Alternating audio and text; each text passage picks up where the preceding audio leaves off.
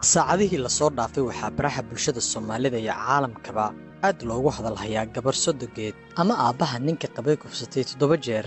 intaasi kadibna uu u dhintay odayga da'da ah kufsiga loo geystay. waa marxalad adag oo ceeb fara badan xambaarsan ha yeeshee waxa uu ciwaankan ruuxay baraha bulshada waqtiyadii dhawaa. haddii aad doonayso inaad wax badan ka ogaato siday wax u dhaceen, sababta keentay in odagu uu dhinto, ma dabaq ayaa laga soo tuuray, sababta marwada la qabo ku qasabtay in 7 jeer ay kufsato ninka qabay aabbihiis oo ay guri ku wada noolaayeen, sida lagu helay cadeymaha iyo siro badan oo ku saabsan arrintan fadeexadda ah ee wargeysyada caalamka iyo qorayaan saacadihii la soo dhaafay.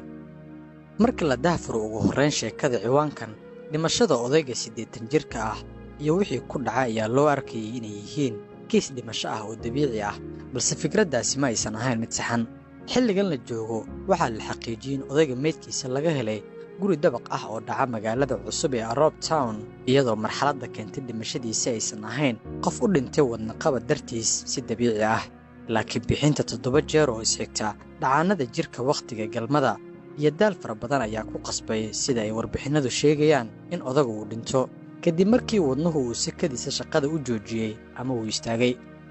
lama oga bilowga sheekada inay ahayd isfahan uma sabadna, laakiin marka laga cabir qaato wada qaadashada dareenkaasi xadgudubka ah waxa ay noqotay wax laga wada xumaado. dhanka kalena soo gabagabaysay cimriga Gulaam Xasaan oo 80 jir ahaa. gabadhan dembiga loo haysto ayaa sida la tilmaamay u isticmaasho odayga xeeladaheeda khaaska ah iyo awooddeeda qarsoon si ay kaga takhalusto duqa sodoga u ahaa. iyadu waxaa loo garan ogyahay Naaheed oo ahayd marwo ama xaas degan magaalada Arab Town. xilligan waxaa loo haystaa mas'uuliyadda falkan foosha xun ee dilka sodogeeda. gabadha kufsiga geysatay waa xaaska Bilaal Xasan oo ah duqa la kufsaday wiilkiisa, kaasi oo booliska u sheegay in xaaskiisa uu uga tegay aabbihiisa oo da' ahaa si ay u daryeesho, taasi oo u fududaysa booliska inay helaan cadeymaha iyo in gabadhan ay ahayd qofkii ugu dambeeyey ee la jooga duqa kufsiga u dhintay, kaasi oo baaritaano la sameeyey lagu ogaaday in dhimashadiisa ay ka dambayso kufsi xeel dheeraaday. sida ku xusan ka hadalka sheekadan iyo kiiskan waalida ah, maalinkii 9aad ee bisha Oktoobar ee sanadkan, Bilaal oo ah dhibanaha aabbihiisa la dilay waxa uu ka baxay gurigiisa si uu u gaaro shaqada, isagoo xaaskiisa iyo aabbihiis ku dhaafay guriga si ay u wada joogaan. sida uu sheegay Bilaal markii uu arkay meydka aabbihiisa, waxa uu qiray in gacan ku dhiglaha uusan muujin wax calaamado ah. Bilaal wuxuu isla markiiba ku wargeliyey booliska una sheegay in aabbihiisa si caadi ah uu u caafimaad qabay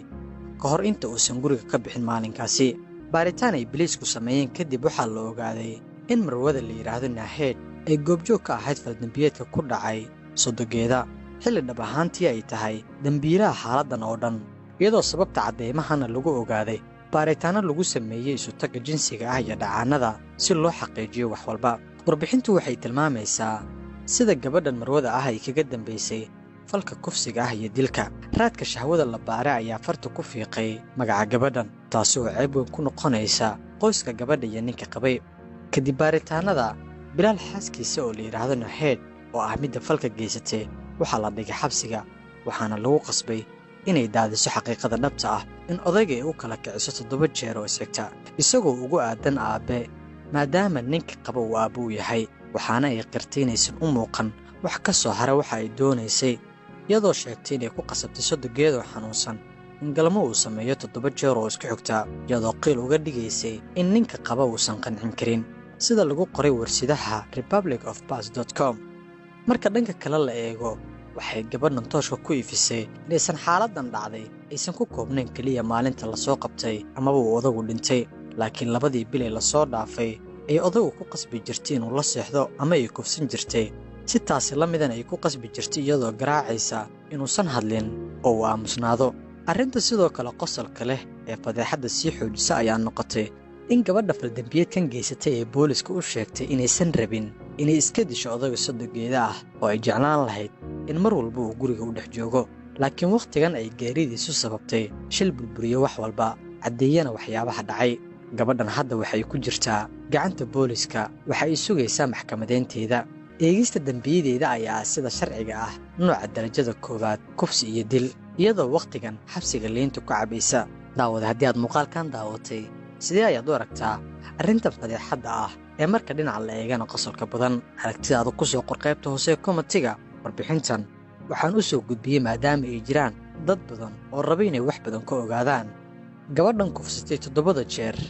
sodogeed ama ninka iyada qaba aabihii dhalay taasi oo runtii ruxday baraha xiriirka bulshada dhinaca internetka magacaygu waa Shaafici Maxamuud Nuur Shaafiinho inaad muuqaalkan like saarto aad share gareyso waxay naga caawin doontaa inaan helno saaxiibo wanaagsan sida adiga oo kale waad ku mahadsan tahay la jaanqaadka